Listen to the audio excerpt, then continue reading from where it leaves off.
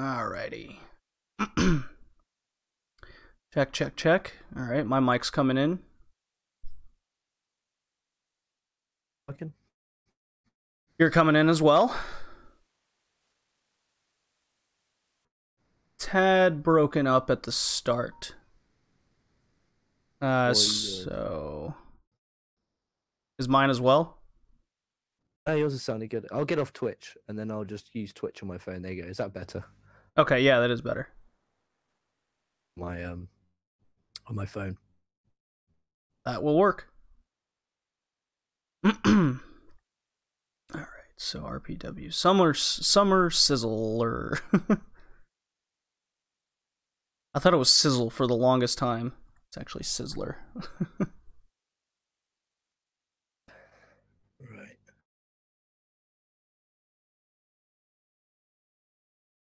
Okay.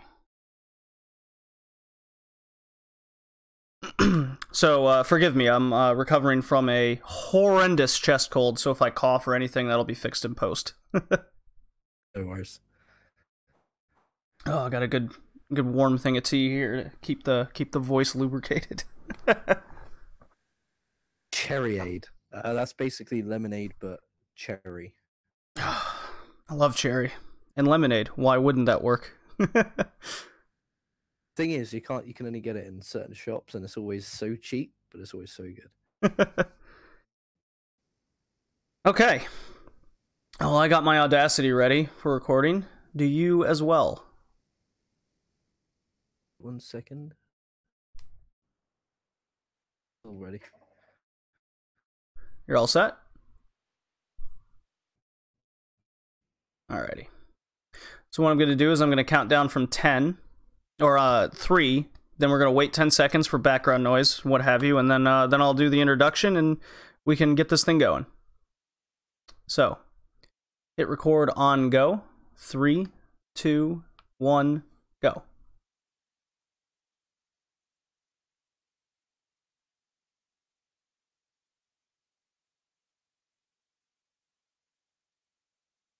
Okay, so, welcome back to the show.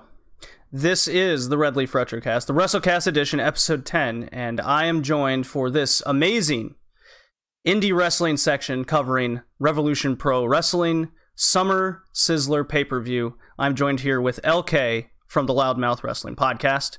How you doing, my friend? Doing well. It's good to come on here. I was glad you offered the invite, and glad to come on. It'll be a good bit of fun talking about some good old English graps, as they like to say, which very much annoys me. And can we swear? I didn't ask you off air. Are we allowed to swear? Absolutely, we can fucking swear as much as you want. The first thing I ask. That's normally the first when I go on someone's show. It's like, can I swear? Because if I can't swear, I'm gonna have to really overthink every word that comes out of my fucking mouth. Oh, we definitely have that censored adult rating on the iTunes, which you guys can go check us out, Red Leaf Retrocast iTunes, and go check out Loudmouth Wrestling Podcast on their YouTube page and Spotify, by the way, because he is so kind to help me with this. This was a really good pay-per-view, I must say. I was very pleasantly surprised. I have been harsh on RPW in the past. Just haven't familiarized myself with it personally. What is your history with Revolution Pro? I've been very on and off. Like I'll jump in. Excuse me. I'll jump into the big shows. I usually watch Uprising, Summer Sizzler. I went to a Uprising in York Hall. I think it was 2016 with the Will Ospreay Vader. Mm-hmm. That still has one of my favorite matches I've seen live with Chris Hero and Marty Scurll, one of Marty Scurll's last great wrestling matches before he started making money. Before he went full villain? Club. Before those merch numbers started racking in. You can't really blame the guy, can you? Oh, no. Actually, I mean, he does what he does. It works for him. People love it. Fair play to the dude. Honestly, fair play to the man. He's not risking his life very often. He does his job, goes in there, gets paid, goes home. Yeah, fair play to him. He's making a lot more money than what he was when he was risking his life, doing crazy stuff like a pile driver off the top by Chris Hero. I bet he wouldn't do that now, would he? No way. Well, he's still doing Spanish flies on the apron. Yeah, that was stupid. But no, I'm very on and off. Like, I've had 4 subscriptions to RPW On Demand, just where I keep going off and on, off and on. It's not the money thing. It's just I'd have the subscription, and then I'll get an email saying that the transactions come out, and I've been like, I haven't watched it yet. So why am I eating that money up? So I was like, okay, delete it, and then there'll be a big show, and I'll get into it. It's one of those companies where I'll watch the big show. I've decided I'll watch the big shows, but anything else, I'm just not going to follow it, just because I don't even know what it is. It's, to me, I see Rev Pro as that promotion you go to when there's that dream match you want to see, whether it'll be a New Japan guy flying over, if it'll be a WXW guy, would be an American indie guy. It's not the promotion that will give you the kind of storylines like the Progress. I think if you want to follow for stories and characters, you follow Progress. But if you want the great wrestling and the mixture and variety of great wrestling from all over the world, I'd go Rev Pro. So I'm torn with Rev Pro and Progress. Both offer different things. I'm actually with you there, because that's one of the things I've been critical with RPW in the past, was they just lacked stories. It just seemed like a promotion that focused too much on the wrestling, which isn't necessarily a bad thing, but it doesn't make you invested in the promotion as, like you said, Progress, or in my case, WXW, which is one of my favorite promotions in the world right now. So I was absolutely down when I saw Walter show up last month and took out Ishii right after that amazing Minoru Suzuki Ishii title match. That was a good moment. It led us to this bad boy. Exactly, and man, I gotta say, when Walter came out, Walter's been in the promotion in the past. They kind of pumped it up as this is his first appearance in RPW during Strong Style UK, but he'd been there before in about 2012 when the promotion was first starting up, against El Generico, in which he beat him. An okay match. I mean, it was fucking 6 years ago now, so you can imagine both guys were kind of, well, Sami Zayn was kind of already had his craft down, while Walter was still, let's call him a young lion at that point. Yeah. But needless to say, RPW, I think, has turned the tides in 2018, specifically since April, where it seems they're getting more focused on stories, and that's getting me more invested. How about yourself?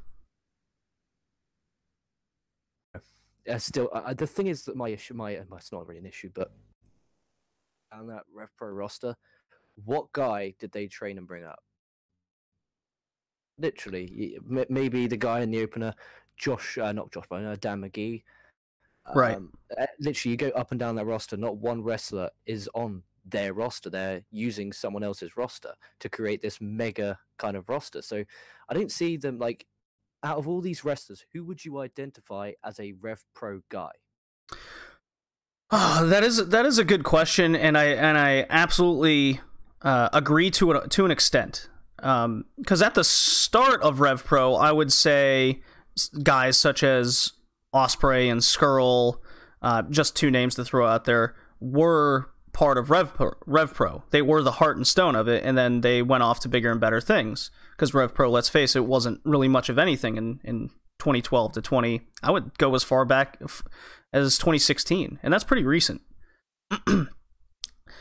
But now they have a lot of partnerships throughout Europe, and with this WWE thing that's happening with the promotion, with specifically British promotions, and Ireland and UK, Scotland. I think a lot of the talent that isn't snapped up by WWE is going to RPW to try and get their foot off the ground, put matches on that they normally wouldn't be able to put on in other promotions. I think that's why we're seeing a lot of guys, such as what we'll talk about him later, Great O'Karn from even New Japan, trying to hone his craft and get a story going in RPW. Maybe he'll become better. Shane Strickland's trying to get his foot in the door in Europe again after he burned a lot of bridges in 2016. But yeah, I do know exactly what you mean, though. You can't really pick one guy. I mean, David Starr is really making a home for himself in RPW and WXW. No, but that's him being brought in from somewhere else. It's not. Yeah. Look, this is the guy we've brought from nowhere. I mean, Josh Bowden. You could classify him as a Rev Pro guy. I guess Chris Brooks and CCK. I think they technically started in Rev Pro, and then they've taken that into other promotions. Like, and there's nothing wrong with that at all. Like, look at Osprey and Skull; they're Rev Pro guys. I'd classify Zack Sabre Jr. as kind of a semi Rev Pro guy. Yeah. It's just, again, I don't want to sound like a nasty piece of shit, but I just when I look at Rev Pro, I don't think, oh, what a great roster they've got. It's what great dream matches can I go to, and that is not a bad thing. That is not a bad thing because they could put on a show like this where one of my co-hosts, Patrick, he went to the show because of Walter Ishii. They're both not on the roster. Walter's in WXW. Ishii's a New Japan guy. Show because of that match, which proves it's a draw, proves it works, it makes sense, and it's really smart business. It is really smart business. It's the company you go to when you want that dream match. And I'll never forget. It was in Reading, and it was Osprey Okada, and that was a game changer for Osprey. He then went to New Japan, and off he went, and that was at Rev Pro, and that match got me to Rev Pro, and then same as the Vader Osprey got me to Rev Pro. Like, they are really, really great promoters. Andy Quilden is a great promoter of promoting big matches, and that's what he does best, and better than anyone. When it says pro wrestling at its best, it's because it's a collaboration of all these amazing promotions, and you're getting to see one-time matches like Ishii Walter. That wouldn't happen anywhere else. Like, you can only see that at Rev Pro, that's the beauty of it. But if you like the stories, the characters, wouldn't really tend to go there. Yeah, I definitely hear you. But here's the thing. Here's my theory with how Rev Pro is developing, and I wanted to pull up this earlier. Give me a second here as I go through, because the Super British J Cup, or whatever the hell they call it, is coming up here. And they released all of the names involved that's going to be in it. Let's see. Phantasmo Bandito is in the first round. Here we go. Just go through the list right quick. Liger, Taguchi, Rocky Romero, Chris Ridgway. He's hard as fuck. Kyle Fletcher, Sho Yo, Curtis Chapman. I'm not familiar with him. El Phantasmo, Rich. He's tiny. He's a really, really tiny guy with the kind of like the ultimate underdog persona. He's really good. I actually really rate him. Okay. Phantasmo, Rich Swan, Tiger Mask IV, Bandito, Dean Allmark, Flamita, David Starr, and Kushida. So kind of a who's who of British and Japanese stars, from what I can tell. Now, there's a few other countries in there, but you get the idea. Not a bad lineup for a tournament at all, I would say. No, I may check it out. Yeah. That starts September 8th and 9th in Manchester. For me, that would cost me about £200 just getting there on the train. I lived in London for almost a year, and it was quite a crazy time. I got to see, that was when Progress first started, and I got to see, I think it was like Chapter 5 or some shit, and it was a Fatal 4-Way with Skrull or something. I don't remember. I was drunk out of my mind. But anyways, we're not here talking about Progress. We're here talking about RPW. So that's where we stand on Revolution Pro. And the first match on the card was Dan McGee against Josh Bodum. This I felt was pretty rough to see. They said it was a grudge match. I didn't really feel how grudgy it was. But to me, this is your typical RPW undercard match. They're trying to develop their own talent, and to get on the big show, this is where those guys generally are. I believe they have a lot of their own talent being developed these days in their Live in Southampton shows, if I'm not mistaken. Do I have my facts straight on that? No, because I live south, so I live Bournemouth, which is right south. And then kind of as you go slightly up, you have Southampton. And if you go just a little bit to the left, which is where they have their training school, and they do shows called Contenders, which are in literally schools in Portsmouth. So that's where they're... Okay.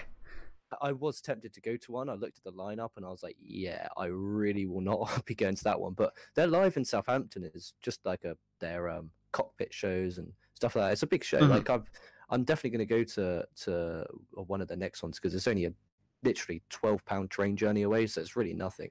But yeah, it's definitely, if you want to watch, the only way you're going to be able to watch that is if you go to the actual Ferrum or Fratton in Portsmouth. So if anyone listening wants to go see the trainees of RevPro, go over to Portsmouth and you'll be able to see them there. Oh, that's pretty cool. All right. I'm pretty new to RevPro. I always just checked in every now and again for those dream matches, as you said. But I don't have much to say over Josh Bodum and Dan McGee itself. These are two guys I guess I associate with RPW. But who came out with the All Japan jacket?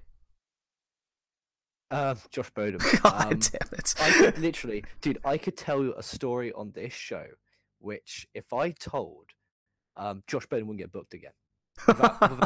I said this on one of the shows I was doing earlier, because we had a little brief talk about it.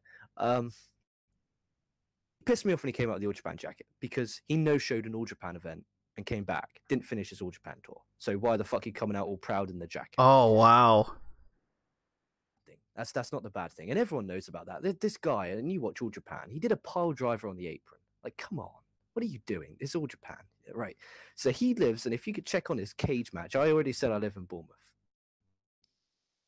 It's in Bournemouth. Check on his cage match, check wherever, or Wikipedia, or whatever. I've had the quote privilege. Gone out clubbing. And again, if for example, just in case somehow this gets to him, it's a Thursday night at the local kind of rock bar, kind of request type deal. And I'm not going to say anything because I could literally never get him booked again. But all I'm going to say is I watch his matches with the bitterest bit of salt that you could possibly imagine. I might, if you remind me, I'll tell you what it was off air. But yeah, dude, it's proper brutal. So I kind of watch his matches with a little bit of eesh. No, thank you very much. I'm sort of the same way with John Klinger and WXW, and the opposite reaction with Mark Haskins. Because when I was going to school in Germany, I caught super early WXW shows, and Haskins was a young lion coming up through the system, just getting his career started, and Klinger was already pushed as the guy. And I recently met both of them because Klinger got kicked out of WXW essentially for pulling some bullshit that we'll never know, because WXW is a promotion that is really good at keeping things to themselves. And I met Haskins on the Coast to Coast tour that came through Boston recently from Progress. And when I went to speak to Klinger, I spoke to him in German, what have you, and he just immediately interrupted, and my mom was right next to me, immediately interrupts me, and he goes, "What do you want?" And I go, "Oh, I just want to talk to you and maybe take a picture." And he goes, "That'll be $5." I go, "Okay, well, piss off then." Who said the $5? Who said that was Klinger. Oh, what a douchebag. Oh, yeah. Not a single other person there, wrestler, that I met. Like, they were so happy to talk to you, take a picture with you, and he just interrupts any sort of conversation. And Walter was right next to him, and I had like a 20-minute conversation with the guy in German, and Klinger's, I'm done with him. I go talk to Klinger, interrupts me, $5. I'm like, oh, well, fuck off then. I want to take a picture with you anyways. This is why WXW doesn't want you back right now, even though he was like the #1 guy for a decade, you could say. And then on the Progress tour, about a month later, I'm talking to Haskins, and very cool guy. We got to reminisce about time in Germany, took a picture with me, and then Jimmy Havoc was right next to him and took a picture with him. Talked forever. It's so when I watch a Klinger match now, I'm like, this guy's a dick. All the rumors are true. And then Haskins and Havoc, contrary to their wrestling personas, are the nicest guys you'll ever meet. It is just crazy. So I'm very much in the same boat on Bodum, where it's like you kind of can't take a personal experience, or you can take a personal experience and translate it to the ring and how you watch a guy, for sure. And the worst thing is obviously doing a show, and we do what gazillion shows a day, and it's kind of just like every time it gets brought up, I bite my tongue. Like, you don't know how badly I want to say what he did, and it's just like, oh, I can't. And the thing is, I've got evidence because one of my mates was there as well. Like, oh, awful. Let's just hope I don't go back there one time and he's like, "What do you say about me? What do you say about me?" And so if I'm not on a show next Friday, it's because I got absolutely battered by Josh Bowman. He pulled off one of his moves that he used multiple times in the same match. Jeez. That's what I saw in this. I saw a few botches, one too many for my liking. Dan McGee was very over with the crowd, at least from what I could tell. And Josh Bodom was just not doing much, it seemed. He just kind of waddled around the ring, doing his move here or there, would do it again, do the same one again, and then he ended up winning. If he wrestled like that in All Japan, he might have had a bit of more success instead of doing pile drivers on the apron. Wrestling, you don't do that in All Japan. What are you doing? Like, seriously, what are you doing? Like, who would go over to All Japan and do pile drivers on aprons? I couldn't tell you. And that's a thing from this show, pile drivers. There was a lot of so them. Many kickouts, man. There was a lot of them. That's the big thing now. WWE banned the pile driver, and then the indie scene's like, pile drivers all the time, everywhere, and let's kick out of them a million times. So, like, the way I saw this match was it was McGee's first time in York Hall. Now, I don't know what you know about the York Hall, but that's like a big deal here in the UK. Like, lots of big sporting events have happened there. So it's kind of like, oh, okay, that's fair play. They don't run the York Hall very often, so it's kind of a big deal and kind of respect to him for him to be booked. And he went out there. It wasn't a bad match. It was just they built it as a grudge match. It didn't feel like it. Right. And that was kind of the issue that I had with it. It was kind of like I didn't really care who won. And the finish came. It's just what I didn't like was Bodom hit a disgraceful spiked pile driver, got a 2 count, and then just hit a kick, and then got the win with a kick. Yeah, that was kind of odd. I mean, I'm okay. Like, if I'm to assume Bodom's finisher is the pile driver and it was kicked out, then he just did another move to finish it. I'm not totally against things like that. It's a kind of finish I can live with, because then it sells the what's the word I want to use? Resilience of the opponent, but then the move was damaging enough where it just took a little bit to get him pinned. His first time at the York Hall. This isn't an established star like Ishii. It's Dan McGee. Like, all due respect. But anyways, let's move on. I don't want to talk about Bodom and McGee anymore. It's the first match on the card. It didn't do much. The next one was interesting from a point. Great O'Karn, I believe his name's Oka, if I'm not mistaken. Yes, Oka from New Japan versus the current Evolve champion now, Shane Strickland, who's finally gotten back into wrestling more in England. He's still not allowed in Germany for reasons that we don't know. So he's starting at the undercard again. I assume he was missing events all the time, but that's just an assumption. So really odd for me to come into this and see Shane Strickland not kick out of a billion finishers, and because I just saw him just wipe the floor with Matt Riddle in a hardcore match in Evolve. And now he's facing Great O'Karn, Mr. Question Mark Arab guy, or whatever the hell his gimmick is going on. I kind of like it. It's okay. What do you think of the Great O'Karn's gimmick? Obviously, we saw this at Strong Style Evolved. This is like a proper one-on-one match of a good worker. I like Strickland. I enjoy his stuff in Lucha Underground. Sure. I don't know. I didn't feel it. I didn't feel this one. And that's the issue with the first 3 matches on the show. I don't know if it's not even the mood. I watched this when I woke up. It's not like I'm tired or anything. I had a really good sleep. I woke up, I was like, right, time to smash this show on. And I couldn't get into this. I just really couldn't. This Great O'Karn, I think, will work in New Japan when he comes back. I'll be very interested to see what faction he goes in, if he goes into any. You're watching, kind of, what do you watch, as in wrestling-wise? Do you watch much New Japan or Japan? I watch as much New Japan as I can. Sometimes it's the tours just get so long. It's a lot to take in. When I watch NXT, Impact now, because it's good again, I guess. The occasional Evolve show, since it's fairly local from where I live in the States. Okay. They lost a lot of talent. I watch a lot of WXW with my whole. I went to school in Germany, and I watch. Now I've been getting into RPW. I watch a lot of Progress. That's the big English show I watch. So kind of all around. WWE is like one of the most frustrating things in the world right now. So I only watch the pay-per-views and I kind of stomach through it. But that's about it. No, I watch all Japan, the big All Japan shows as well. And if Noah goes up on certain YouTube pages, I'll watch that as well. I watch it pretty much everything. Okay, cool. I was just checking, just because in case you didn't know anything about Oka being a young lion. Yeah, I'm the complete opposite to you, dude. Like, when I started the channel, it was Raw, SmackDown, NXT, Impact, Lucha Underground. Now it's New Japan,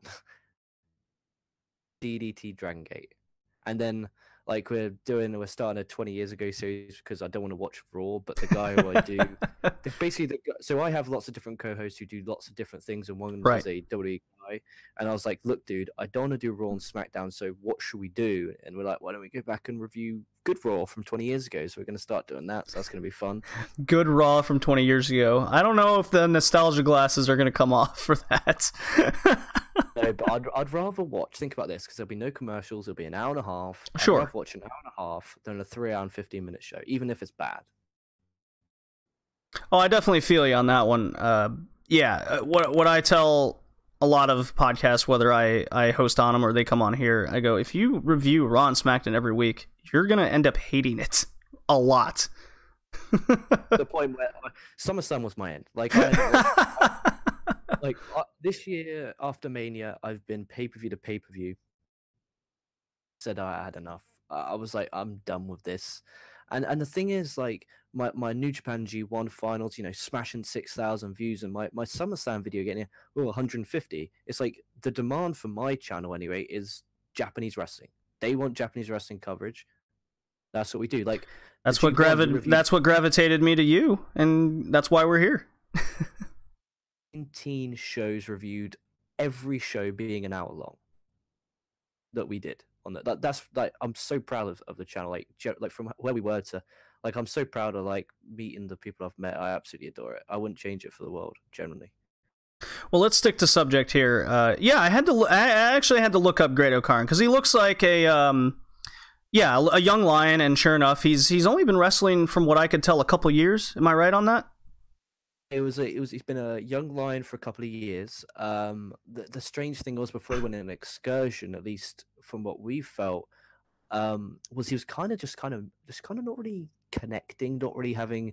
Out of all the young lions that they had, I thought Shota Umino more developed. Even obviously Kawato's gone off and doing stuff in CMLL, but yeah, I kind of wasn't expecting it. And I tell you what, from visually, it's different to what they got on the main roster. It feels kind of old school Japanese. I really do hope he does make a run of it, because he really was. Trust me, it was like Oka was on the match. You're like, ugh, like the crowd was just like, right, just giving a bit of a clap and nothing else. Yeah, the from what I could gather, the crowd in this match weren't totally into it. But coming off a Dan McGee, Josh Bonham match, I wouldn't be too excited either. They were excited for Shane Strickland. That's no doubt. He's looking primed to be the next Matt Riddle on the indie scene, just in terms of star power quality and how he's booked. I think that's, at least in the States, that appears to be the case. So him starting on this undercard against the up-and-coming Great O'Karn, this gimmick is very different, and I think that's a good thing for him. And the way he moves is kind of odd and creepy, and it translates to his ring character and persona, which I also really appreciate. I don't think we get a lot of that. People have their characters, and then when they move in the ring, it's very much the same. So there were certain moves Great O'Karn would do. Yeah, he moved a bit slower in the ring compared to your typical indie thing. But again, I think that's okay. It's okay to be different. Take Drew Gulak on 205 Live. He's not a high flyer. He's a very technical wrestler. It puts those guys down on the mat. It's different. Different is okay. And that's what I gathered from O'Karn and his moveset and the way he went in the ring, especially against a super quick Shane Strickland. But did the match do anything? Remains to be seen. like I take notes for everything I watch, and I literally have chokeslam using claw and then reverse suplex. Like that, nothing else happened, and it wasn't a bad match. It was just getting some experience and working on that character. And I really like that. I'm kind of happy for the guy because he really was in a kind of a run in New Japan, and he's come over here for Excursion, and I wouldn't say he's killing it, but coming along fine. So fair play to the man. Yeah, it looks like he's being made RPW into his home, as opposed to a lot of New Japan guys go to CMLL with that partnership they got going on, which is fine. I'm not a big CMLL guy. I like a lot of the wrestlers there, but the Mexican promotions don't do much for me. Lucha Underground is absolutely hysterical, but that's totally different. But Great O'Karn, I really like his bow and arrow submission hold into the chokeslam claw in the face. He really utilizes his hand into his moves. But yeah, as soon as he kind of makes that his own craft, I hope this guy becomes something bigger than what he currently is. And hey, he got a win over Shane Strickland, so that's a good start. Yeah, I mean, it just depends on what your perspective of Shane Strickland is, really, isn't it? Again, I don't follow American indie scene very much at all. Well, I mean, about all the guys going to NXT, like, really, who have you guys got left? I feel sorry for you. Yeah, WWE's becoming the Bayern Munich of wrestling promotions. They just buy all the top indie talent that might pose a threat, and then they have them sit the bench for a couple of years until the guys get pissed off, and then they'll go back to to their respective teams. There's a football reference for you. Yeah, well, that caught me off guard. I'm not used to talking about soccer. I hate Bayern Munich, but that's another story. Yeah, I don't get me started on that one. We'll be here till about 3 a.m. But yeah, shall we move on to the next match then?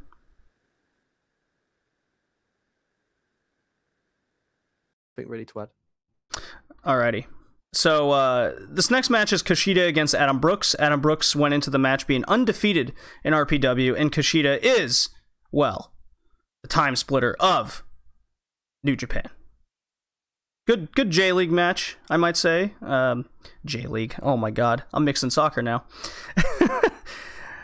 Good junior heavyweight match, I would say. Not special or anything. I'm really into the Adam Brooks character in RPW.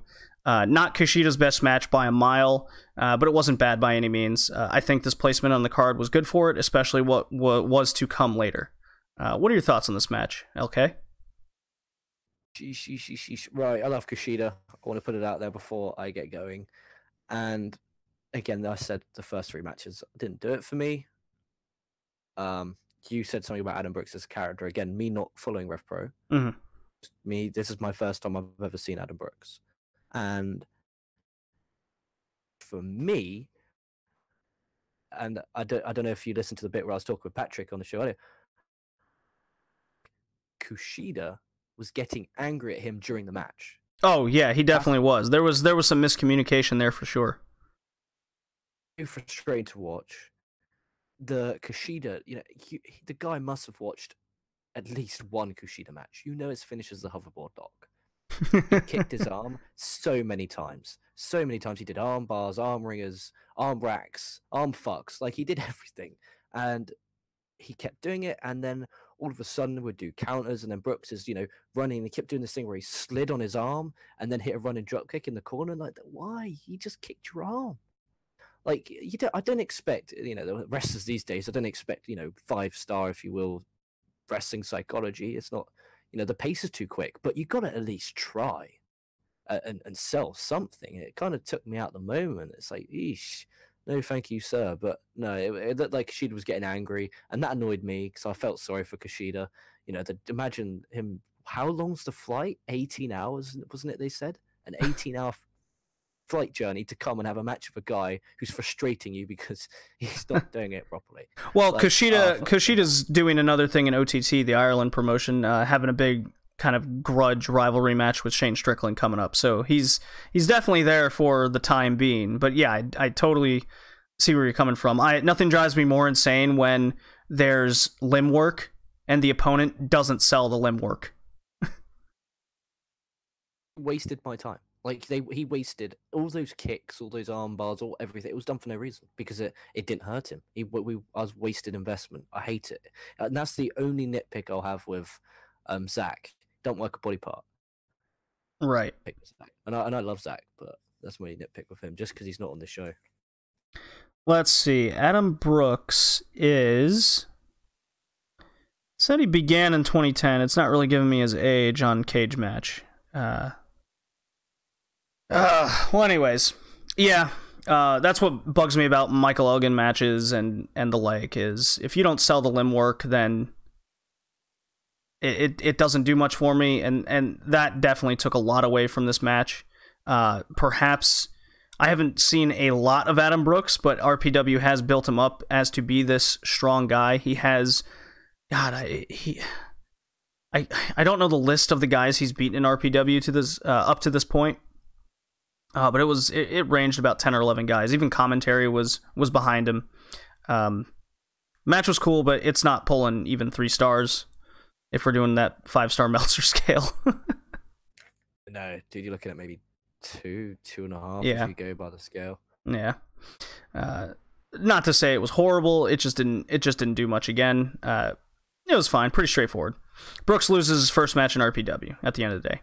Now let's get on to a barn burner of a tag team match. CCK Chris Brooks with his newly formed partnership with Jonathan Grisham, Mr. Octopus, versus Aussie Open, the team of Kyle Fletcher and Dunkzilla, Mark Big Boy Big Hand Davis. Whoo boy. Jonathan Grisham, to me, was the MVP in this match. The show. You think he was the show? Yeah, possibly, yeah. He was definitely soaking in the crowd every chance he got. Not much are familiar with the UK talent. No, again, it's coming from UK. Personally, from England. I'm not, that familiar with all these guys. Like, this is my first time seeing Aussie Open. Obviously, I've seen Chris Brooks at an ICW show in Southampton, funny enough.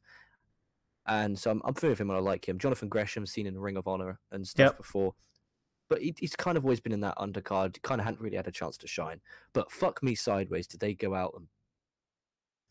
Like, I may not have known a lot about them, but heading out, I'm like, okay, they're on my radar. And when they're, near me, I'm going to get my ass down there because that was absolutely brilliant. It caught me so off guard. They came out and like, oh, okay, these Aussie Open guys, this looks like it could be rough. And wow. Yeah, they definitely come off as a strange tag team, but kind of old school with the big guy, small guy combination. It works. It 1000% works. And again, this was my... Obviously, Ishii and Walt is going to be everyone's favorite match of the night, but this was my second favorite match of the night. This was absolutely brilliant. And if you haven't, you're doing yourself a disservice if you're not watching it. And you need to check out CCK and Aussie Open if you haven't watched them before, because they are great. And I'm so glad they're in this country quite often, so I have a big chance of seeing them in the future. Oh yeah, Aussie Open goes to WXW in Germany. Progress, their mainstay there. RPW. Kyle Fletcher just had a match not too long ago against Jay White when Jay White was still U.S. champion, and that turned out to be a surprisingly decent match. So Fletcher's definitely come into his own. I'm not a big fan of Kyle Fletcher's look, but let's not get into looks. I don't want the Twitter brigade coming against me. Let's move away from that. I'm sat here in better shape than a paid pro athlete, but we'll move on and digress. Yeah, I mean this was a fast-paced match. I loved how Grisham played a sneaky kind of heel underdog, but the crowd was absolutely loving it from bell to bell. He fed off the crowd. Kind of antagonizing Mark Davis. Then he'd work the leg, Mark Davis really selling this little guy, kind of chop him, and Grisham's like, shit, how am I going to get this big guy down? He kind of tricks him, and that kept coming back into the match. Very good storytelling here from Grisham, and Brooks kind of felt out of place in the match. He had his moments, don't get me wrong, but it was really Grisham coming against Aussie Open themselves. And good fucking God, how many finishers are they going to kick out of? How many high spots are they going to kick out of? How much is going to be broken up? It just goes on and on and on. See, that's where tag team wrestling is great, because even though you're saying that they kicked out of them all, technically no one kicked out because their partners broke up the pin. So you're kind of protecting these moves by having, you can do these kickouts, but have the wrestlers come in and break. And my favorite spot of the match was, I wrote it down because it was that damn good. Where was it? Bada boom. There's a couple. There was one where Davis powerbombed Brooks really hard onto Gresham to break up the figure 4. Oh yeah, that looked bad. That looked nasty.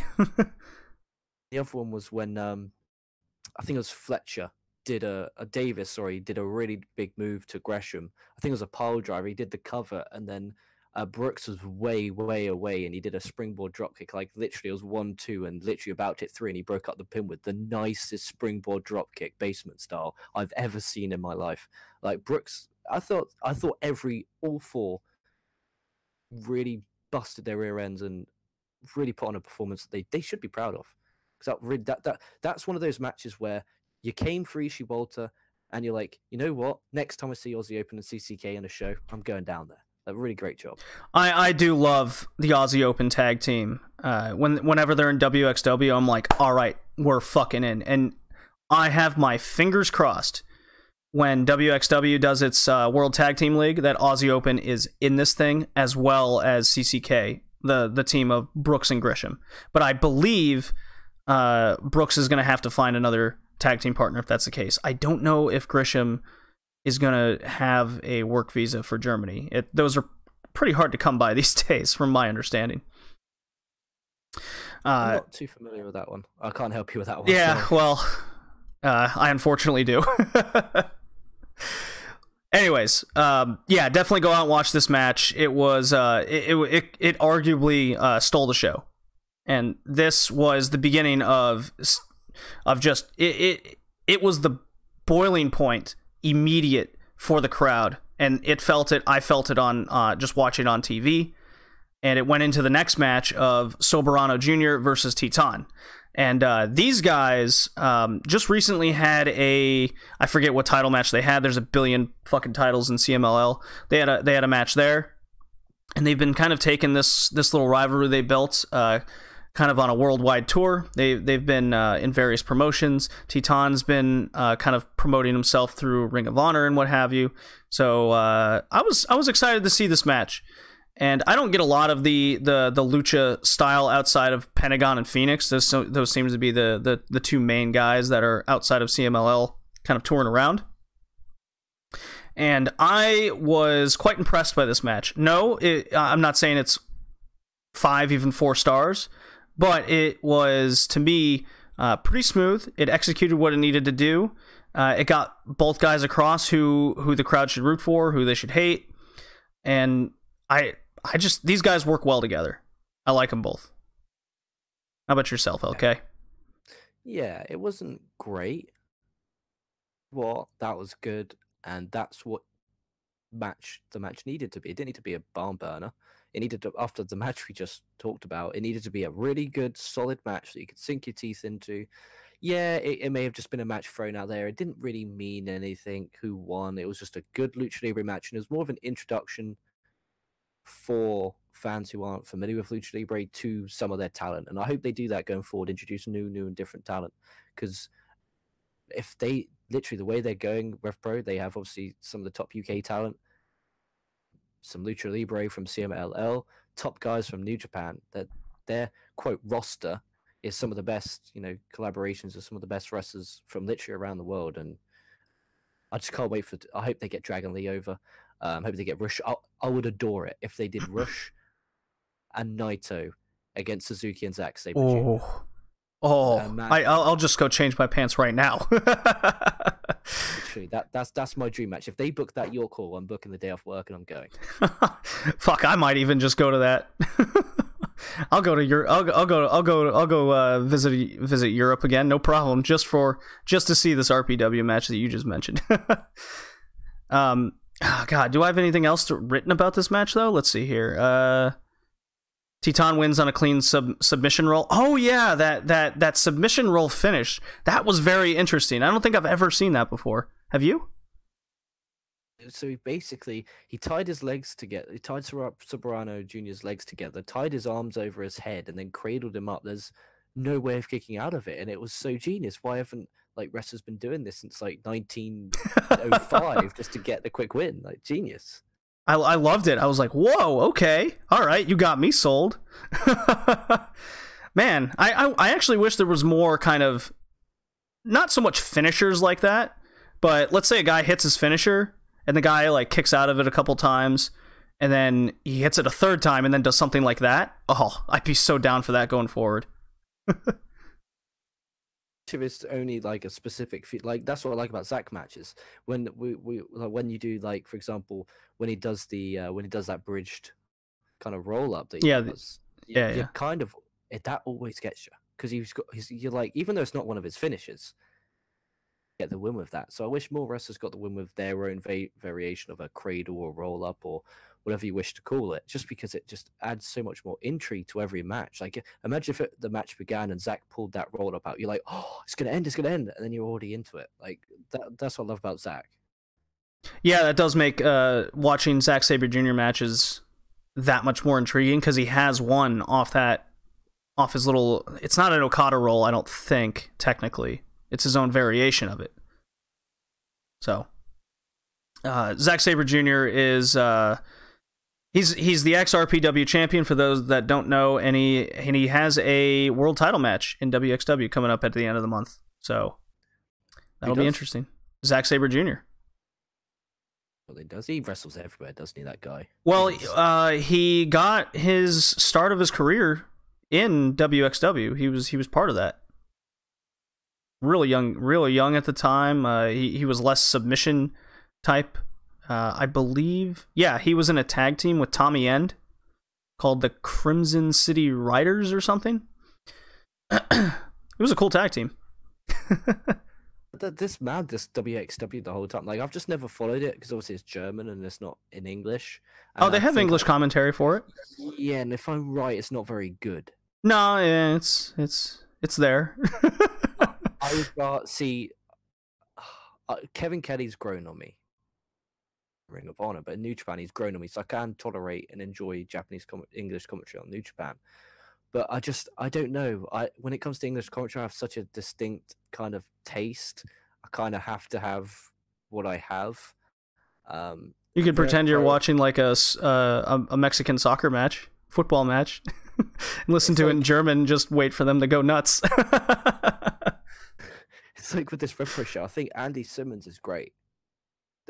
Q, which is because I don't think he does that good of a job on commentary, which I think he may know because he brings in Kevin Kelly. Yeah. Yeah, there was a point at the start of the show when he was going solo and he just goes, I'm by myself here. He's not terrible. It's just when I kind of have a distinct thing that I like, and he just doesn't do what I like. So I must have watched the WXW match in English and not enjoyed it, hence why I've not gone back. But I don't know, and I think with all the Japanese stuff I follow, I think I can't really. Obviously, I'm a human being, and I have to have a social life and work as well. Because sadly, I have to work. I know I have to work. I have to pay bills and crap like that. That's crazy. Get paid for this. That's ridiculous. If only it was easy as Dave Meltzer, I sit down, watch Raw, watch SmackDown, 205, NXT, Lucha, and Ring of Honor, and that's it. He'll watch New Japan for their big shows, and yeah, I'll never forget the day where he tweeted one of my co-hosts for the All Japan stuff, Patrick. He tweeted him for a link for the main event of a show, an All Japan show. He doesn't even realize that All Japan has a subscription service. Kidding me? You are the head journalist of wrestling, and you an illegal link to watch a All Japan show when the All Japan show would have cost you $7 a month. Have all these subscription services, keeping up with everything.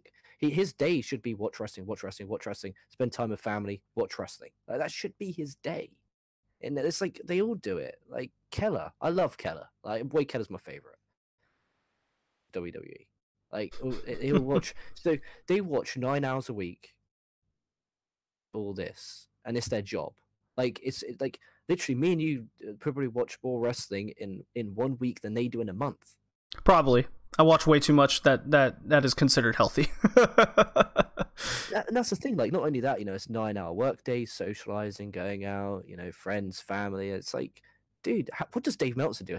I literally picture him just sitting down doing nothing all day, waiting for Raw to come on a Monday night. Every now and then, popping for a CMLL link for a main event. Like, oh yeah, good job, Dave. Dirty Dave. Oh boy, he aggravates me a lot. Yeah, he aggravates a lot of people. But hey, he's got his platform, he's got his followers, he's credible to an extent, I suppose. Yeah, coming from the guy who gave the wrong information for the Marufuji and Kenta match. Yeah. Good job. Yeah. Good job. So let's pull this back again. The next match on the card was Lance Archer against WXW produced Jurn Simmons. So here we go, more WXW. Forgive me if I talk a lot about it. It's one of my favorite promotions after all. So we got big boy Lance Archer against not as big boy comparatively Jurn Simmons. And Jurn Simmons is not a small guy, but it's matches like this that are booked where you realize how gigantic Lance Archer is.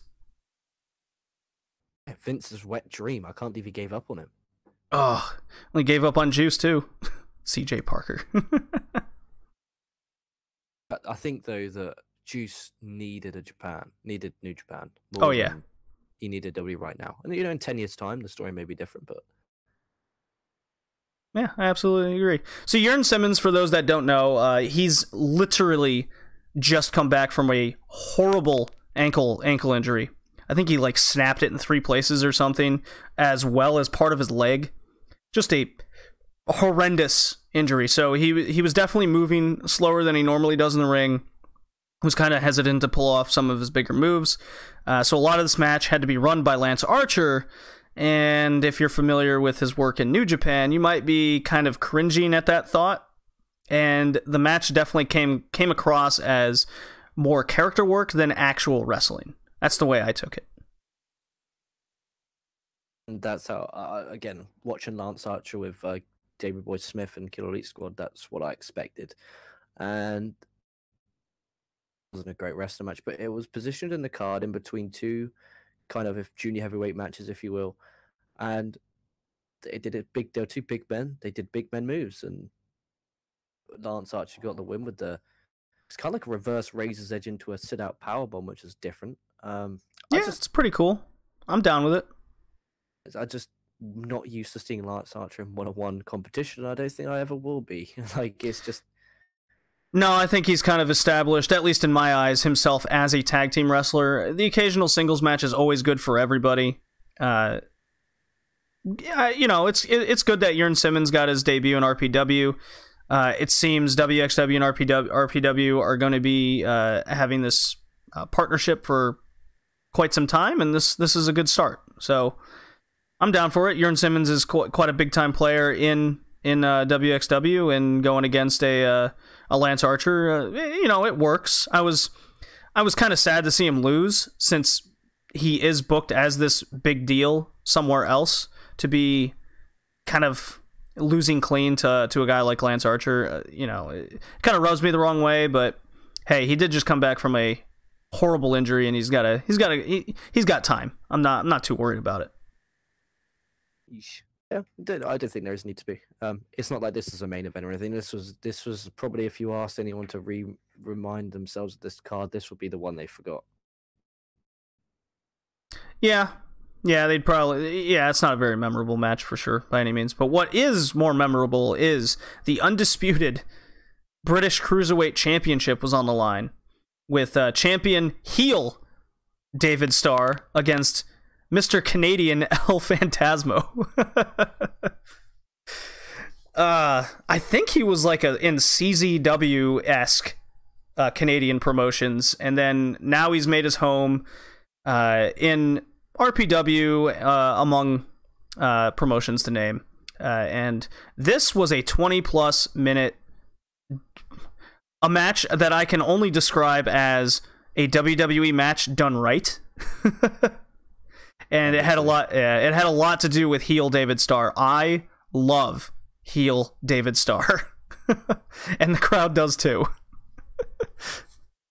Great on that mic. That is like, if I'm David Starr, if you ever, and I mean ever, want to go to WWE, like insane, because you don't want to be labeled 205 guy. No offense to those guys. Get yourself into insane shape like Kenny Omega did. Dude, you're gonna be main eventer there within a couple of years. Like that promo was great. And he does that every event too. He does that kind of level of promo. It's so good. And he has that super annoying yet awesome announcer mic entrance where he's got a billion nicknames. Are you familiar with it? It's the cream of your coffee, your favorite wrestler's favorite wrestler, the Jewish canon. It goes on and on and on. Before I got mega into Japanese wrestling, I was mega into the American Indies, and David Starr was at CZW when I started for a stage where they were like, oh, anti-deathmatch, minus their big shows. So I really got into CZW, and David Starr was there. He's always been, we used to be look at it, and now it's just out of control. But it's funny. Imagine going to Vince, hey, boss, I have 80 nicknames. We can sell merch for all 80. Like, imagine him like having 80 pieces of merchandise on wshop.com and how much money he'd rack in. Everyone's like, oh, Reigns is making this, and this on merch. Like, well, bitch, David Starr. Guys nailed it, and fair play to the man. And the only issue I have with this is, again, it's for the undisputed British champion cruiserweight title. We have to go back 1, 2, 3, 4 matches to find an Englishman on this show. There's only 3 English wrestlers on this whole show. Oh wow! Yeah, I'm looking at it now. Let's see. Chris Brooks is English. I assume McGee is. Bodum definitely is. And Bodum, and that's it. Yeah, that's it. Well, I mean, just because it's a British promotion doesn't necessarily mean they all have to be British, or even any of them. If you're promoting yourself as a worldwide wrestling organization, I like it being worldwide, personally. I have an issue with it. It's just a bit upsetting. Like, coming from, it'd be like, imagine going to an American indie and there was only 3 Americans on the show. You'd be like, oh. And especially when the opening match is 2 of them. Oh, we're in trouble here. Like, oh, your main event, the English main event, is Josh Bodum versus Dan fucking McGee. Excuse me. Like, and the thing is, Red Pro have got some English wrestlers. They just, again, it makes sense business-wise. That's what the York Hall shows are here for. The draws, like, right. Insane. So, what do you think of El Phantasmo, the wrestler? Even coming from this match, because we went over David Starr. To me, he was a 5-star character in this match. Throwing Phantasmo out of the ring, pouring chairs over him, getting fans in his way, making the ref count to 10. Doing heel tactics. They made sense. But Phantasmo, what do you think of Phantasmo? I wasn't expecting him myself to, but I did. I hadn't seen him much, and he came out. I was like, oh. I'm not a fan of guys going and flipping around like a fucking moron. And he didn't. Really, really enjoyed this. Again, I love the story of just Starr trying to do anything and everything in his power to cheat to win. Damn well did, and it was brilliant. It was really, really good match that they not only wrestled really well, they told a great story, and the storyline made sense, and it was really easy to follow, and I high enough. This is probably my 3rd best match of the night. This was just behind the Aussie Open CCK. So if I said watch anything from these shows, watch these 3 matches. Absolutely, I am 100% in agreement with you. Phantasmo, to me, he's still got some of his craft to kind of hone. You can definitely sense, at least from my viewpoint, he's still trying to break away from that deathmatch style, hardcore style, from his past promotions he's been into. I think He's trying to hone what he can do in RPW, and it's translating much better. And this match was definitely one of the best that I have seen personally out of him. And having an opponent like David Starr can only help you 100%. And he comes across as a lovable babyface character, and I'm behind it. Go figure, a babyface that we don't cringe at. Yeah, that is mad. A babyface you don't cringe at. That doesn't happen very often. Yeah. So this is definitely something I'd recommend checking out. It's second or third best match on the card, depending on your taste. So that brings us to our main event, the beautiful 14-minute Summer Classic of Tomohiro Ishii versus Walter. Oh. These guys beat my God. shit out of each other for 14 minutes. Yeah, and 14 minutes for the summer. I've noticed. This is just something I like doing. I don't know if you also like doing this, LK. Is I love having a clock going for matches, because then you can kind of send. Yeah, to me, I get a good sense of pace when guys are going to hit certain moves. If the match is coming off as slow, I'd be like, oh, that's why, because 7 minutes have passed and nothing has happened. Oh, they just had that rest hold for like 2 minutes. Holy shit. Things like that. And this summer, a lot of Walter's matches, and to my understanding, the European summer this year has been horribly hot. So Walter hasn't been Walter hasn't been pulling out very many 15-plus matches than he normally does. So a little on the short side, but didn't take away from the match at all because of the two characters. Walter with his gunshot-esque chopping, and Ishii being Mr. Stone Pitbull himself, just taking it. Oh. Is the man. He is the man. Dude, the amount of respect I have for that man. And not only that, when the match ended, and Ishii just gets in his face and was like, I'm not shaking your hand. Give me a fucking another chop. And then he took it and just walked off. I was like, that is the man that everyone wants to be. Like, he is literally the guy. And what a, like... Good icing on the cake to end the match, too. Exactly. And, like, Okada, you know, did the 19 days of the G1. And then after that, he flew over to Mexico and CMLL and did a mini little 6-man tag. Ishii does 19 days of a G1, flies all the way to the UK, London, York Hall, boiling hot summer day, on a Friday night, and wrestles 15 minutes of a guy who beat the living fuck out of him. And it's just, the guy's a machine. The guy isn't human. Like, and no. 19 days of the G1 where he wrestled like Omega, Bushi, you know, some of the best in the world. It was absolutely amazing. I have nothing but, like, when it comes to respect level, everyone has Suzuki at this like ridiculously high level. For me, I have Ishii just a tad bit higher than Suzuki, like respect level, like out of this world. Yeah, I definitely have a lot of respect for the guy too. It's taken me a while to get behind Ishii and his style of wrestling. A couple things bug me about him, and whether it's the no selling of moves, getting in guys' faces, but not really having much of an expression. His matches where he kicks out after one, but this year he's a pit bull. They're like really kind of like, they're just kind of like those, no offense, ugly dogs that just kind of look at you. So that's where I think it's his character. He's just, you know, he hits you with a big one, he gets back up and he's absolutely pumped. He's asking you, is that the best you got, you little pussy? Like, come on, bring it on. Like, nah. So just to interrupt and finish my thought here. Before this summer specifically, I can only think of off the top of my head his rivalry with Shibata, where the character made sense to me, and then up to I want to say his match with Keith Lee in RPW.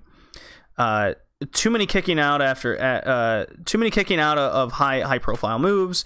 No selling any sort of limb work, no selling anything. That's the character of Ishii I don't like. But over the course of this summer, and especially in the G1 as you mentioned, going against Omega, Ibushi, Naito, Goto, having 5-star-esque matches depending on your taste of what a 5-star match is. All 4 of them could be.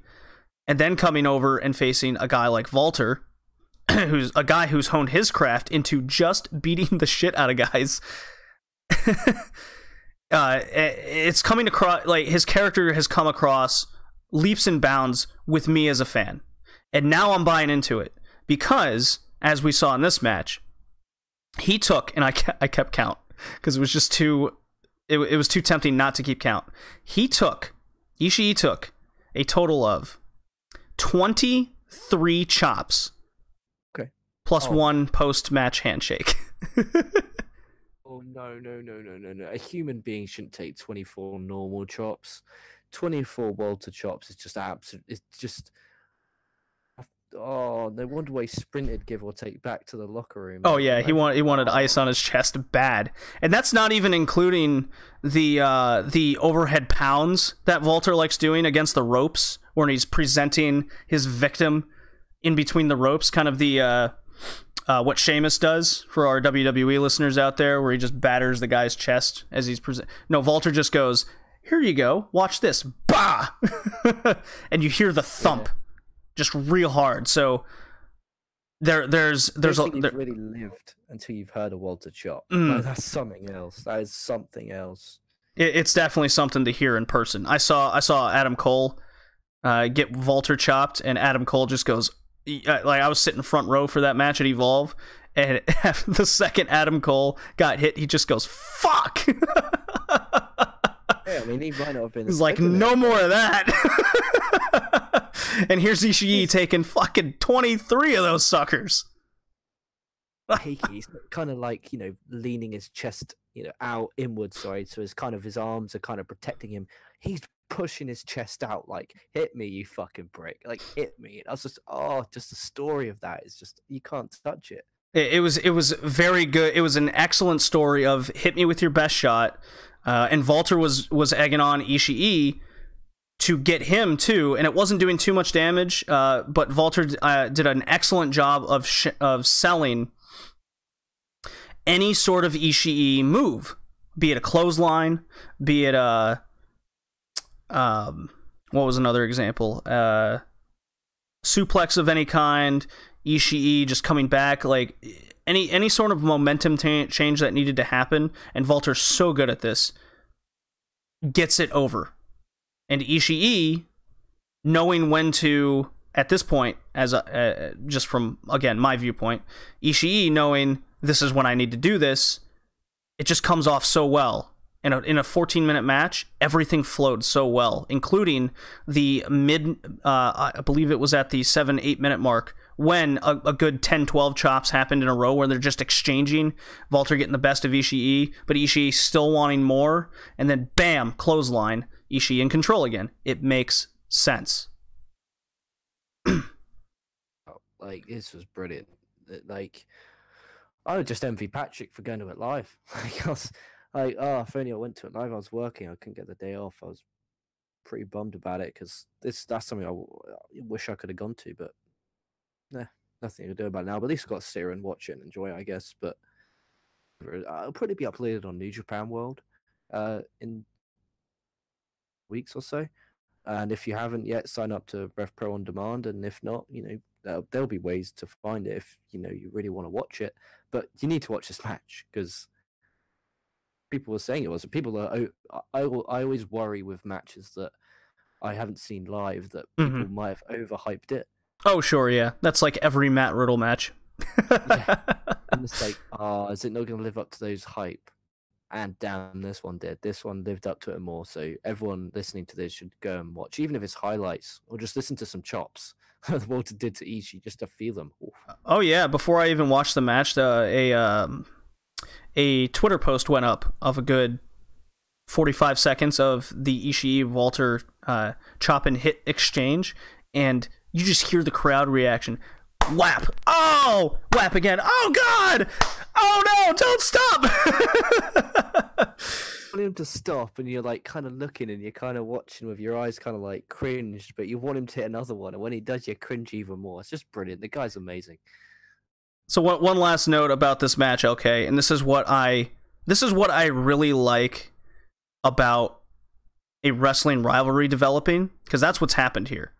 And it started at Strong Style UK, where Walter initially took out Ishii, wanting that number one contendership.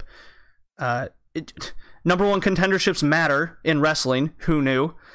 This is the incentive. Very simple. You get incentive into a match, it makes it that much more important. If this was just Ishii Walter, sure, it would have been a good match, but that incentive, whoever wins this gets the title shot, makes Minoru Suzuki also at the same time. Obviously, he's the most badass character.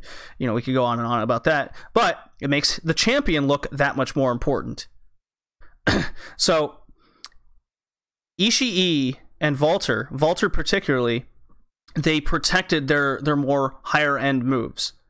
Walter didn't really ever get a total hold on his sleeper. His butterfly suplex that occasionally puts guys away, especially the younger, smaller guys. I believe he only hit one of those, but that was after Ishii had already kind of taken him out, so it was kind of a desperation type move at the time. Walter never hit his patent powerbomb. Old school wrestler, if you can't tell by the moveset I'm naming down here. And Ishii, same thing. When I believe he hit his sliding clothesline that he likes doing when the guy's sitting up in the middle of the mat. That was another kind of momentum-changing desperation move. So for near falls, they didn't really happen. It was a very good momentum exchanged match with a lot of move protection to save something down the line for a rematch. So when you do get another match, you don't feel like you've already seen it again. That is something, and I'll say this, the American indie scene and WWE in particular don't do at all. They don't do that. They go at least with the exception of WWE, they go all out one time, and then for every rematch after that, you've already seen it. They might just change the winner.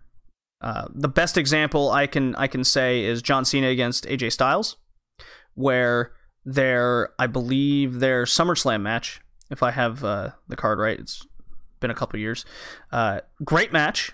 I was invested, and then when Royal Rumble came around, it was the same exact thing, just with a different finish. And everyone's like, oh, the Royal Rumble match was so good. I go, well, I just saw that a few months ago. It was the same exact thing. But, short memory.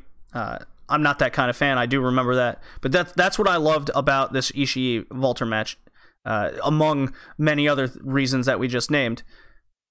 The move protection and the ability to tell a story without even having a story being told, if that makes any sense to you, LK. Do I got you on the same page here?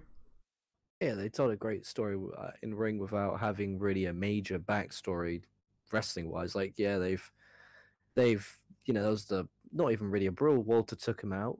That's the story. Walter took him out, and then they went in there and made it fucking great. They literally took a story that didn't exist and made it during the match, and that's just when you get two greats in there, and it literally is that. It's two of the best in the world going at it, beating the shit out of each other. And if you enjoy that style, you're doing yourself a disservice by not watching it.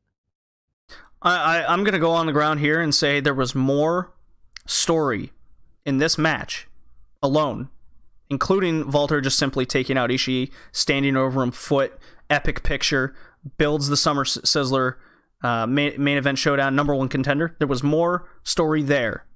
And then told in the match, then arguably 11 out of the 13 matches we saw at SummerSlam in WWE.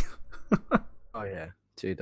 I can't express the level of. I wouldn't even think about WWE. Like I literally, it generally hurts my brain thinking about it. Like some of their decisions, just pre-show ended in roll-ups. And there was DQ finishes. There was no clean. I think there was like one or two clean finishes. There was 2 squash matches. 2? There was 4. Yeah. I mean, if you think of it like that, but it's just so just miserable talking about it. Like this is why like if you said, "Oh, do you want to come on and talk about SummerSlam. I'm like, nope. I'll No. pass. No. That's saved for the other guys. That's perfect. As long as I don't have to talk about it, that's perfect. Well, do you have any final thoughts over Ishii, Walter, and RPW Summer Sizzler as a whole? Again, like I said, watch everything after the first 3 matches. You know, maybe watch them if you've got time. But if you don't have time, watch the Aussie Open TCK, watch the David Starr El Fantasmo, and definitely watch Ishii Walter if you don't have much time. Because the thing is, when I say that, it's not like, oh, why not watch the full show? Because a lot of people do watch a lot of different wrestling. Right. So they kind of pick and choose what they watch. So those are the 3 matches that I highly recommend you to watch. And if you only have time for one, obviously Ishii and Walter, but please give TCK and Aussie Open a try because they will literally blow your mind. So as a whole, decent show. Better shows that I've seen in a while, so no real major complaints from me. And Ishii Walter was just great. Like, it's one of those matches where I can come on here, I can say it's great, I can say it's brilliant, I can say it's amazing, but until you've watched it, you can then have that feeling. So if you haven't, Absolutely, I am in 100% agreement. And when you mention if you only got time to watch a few matches, then again, the tag match, I would say the British Cruiserweight Championship match is definitely a good watch, and Ishii Walter is a must watch. It's in my opinion, outside the G1 matches, is it the best match of the summer? Possibly. There's a few more in there, but it's definitely on a list. yeah, it'll be on your list. It'll be on your list without a shadow of a doubt. Without a shadow of a doubt, yeah, it'll be on your list. So I think that'll do it for Revolution Pro Wrestling Summer Sizzler here. Look for this for the live stream. Look for this podcast episode edited and fixed up for a future Spotify and iTunes release, among other podcast outlets. And LK, any last minute plugs you want to throw out there? No, just check out Loudmouth Wrestling on YouTube. Subscribe on that, and then we're available on all audio, Spotify, iTunes, the normal places where people go. Just search up there. And thank you for having me on. It's been great fun. Oh, and thank you for coming. And we'll have to do this again sometime. Shadi, yeah, and you're always welcome on. If there's ever a show you watched and I bring it, you're more than welcome to jump on my show as well. All right, I'll have to take you up on that. Well, thank you, everybody, and we're tuning out here, and back to the regular show program.